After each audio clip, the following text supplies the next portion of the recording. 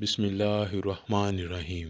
آج کی ویڈیو ایک ایسی پاک باز خاتون کے بارے میں ہے کہ جن کو ہمارے پیارے نبی حضرت محمد صلی اللہ علیہ وآلہ وسلم نے 4 عظیم عورتوں میں شامل کیا ہے۔ وہ 4 عظیم ہستیاں حضرت خدیجہ سلام اللہ علیہا، حضرت فاطمہ سلام اللہ علیہا، حضرت مریم سلام اللہ علیہا اور حضرت آسیہ سلام اللہ علیہا ہیں۔ آئیے بات شروع کرتے ہیں فرعون کی شادی سے۔ فرعون مصر نے ریان بن ولید کی پوتی حضرت آسیہ کو شادی کا پیغام بھجوایا۔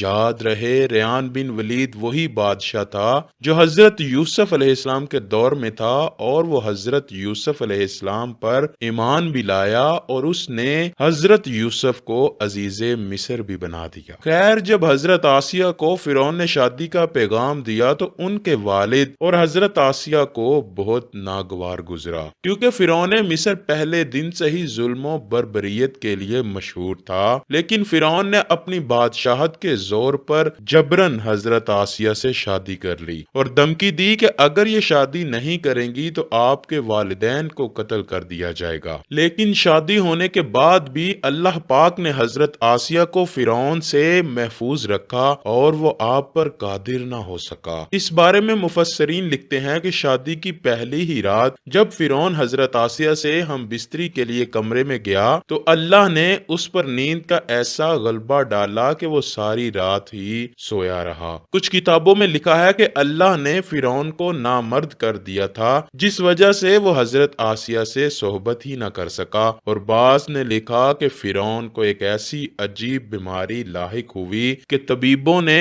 اس کو ساری عمر صحبت سے منع کر دیا تھا۔ دیکھا جائے تو یہ بھی حضرت آسیہ کی ایک طرح سے کرامت ہی ہے کہ اللہ نے انہیں کیسے فرعون کے ناپاک جسم سے محفوظ رکھا۔ بعض روایات میں فرعون کی ایک بیٹی کا ذکر بھی ملتا ہے۔ آپ کو یہ بتاتے چلیں کہ وہ لڑکی انہوں نے کسی سے لے کر پالی تھی۔ ایک رات فرعون نے خواب میں دیکھا کہ اس کا محل نابود ہو چکا ہے۔ خوف و وحشت سے اس کا پورا وجود لرزنے لگا۔ اس نے نجومیوں کو بلا کر ان سے اپنے خواب کی تعبیر پوچھی۔ انہوں نے کہا کہ ان قریب بنی اسرائیل کا ایک بچہ تمہارے محل کو نیست و نابود کر دے گا۔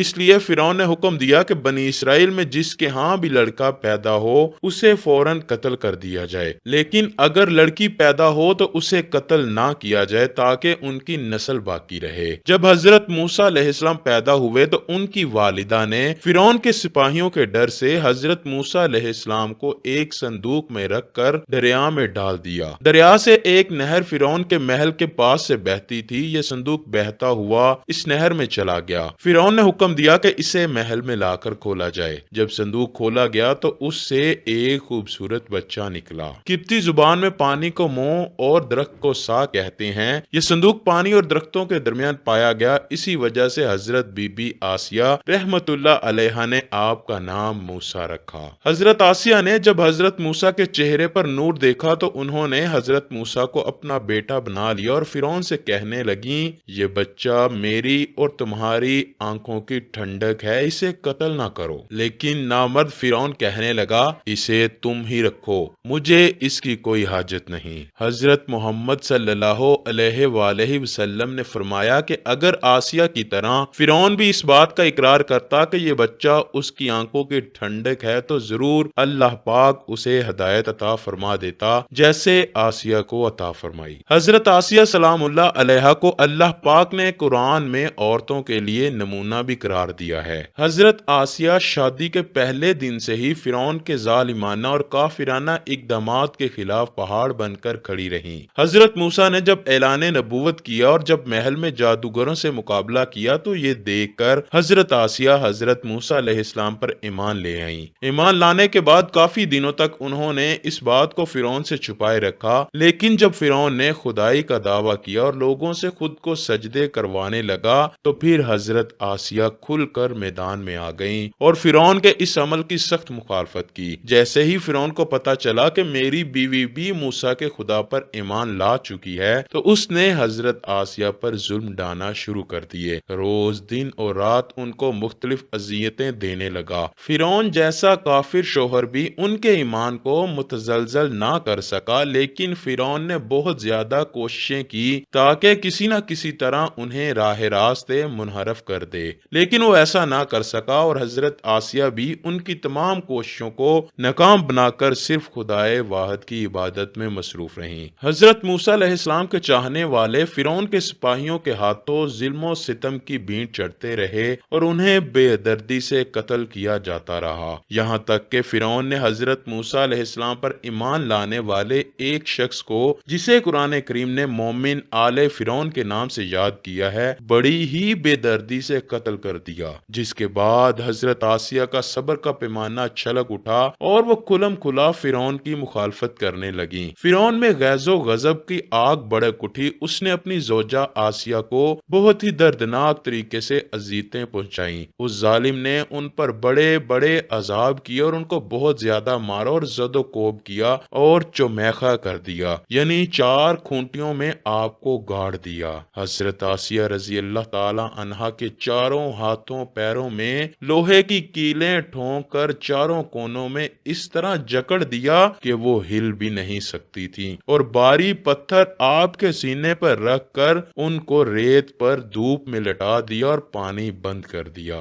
اللہ اکبر! ایک دفعہ ذرا سوچئے تو صحیح دوستو کہ تنہا عورت اور ظالم و جابر شوہر کا محل ہاتھوں پیروں میں کیلیں ٹھونک دی گئی ہیں، گرم ریت پر لٹایا ہوا ہے اور سینے پر ایک بھاری پتھر رکھ دیا گیا ہے، پھر بھی حضرت آسیہ سلام اللہ علیہا ایمان پر عزم و استقلال کے ساتھ ان مصائب کے باوجود قائم و دائم رہیں اور فرعون کے کفر سے خدا کی پناہ مانگتی رہیں۔ ایک روایت تو یہ ہے کہ فرعون نے حضرت آسیہ کی کھال تک اتروا دی، ایک روایت تو یہ ہے کہ فرعون نے حضرت آسیہ کی کھال تک اتروا دی اور پھر ان پر چٹان کو گرا دیا گیا۔ اللہ اکبر! آپ کا مزار پر انوار مصر میں ہی واقع ہے۔ تاریخ انسانی میں حضرت آسیہ کا ایمان پر قائم رہنا، ان کا صبر اور عزم و استقلال ایک بہت بڑا درس ہے۔ اس میں کوئی شک نہیں کہ عورت کے اندر اتنی طاقت موجود ہوتی ہے کہ وہ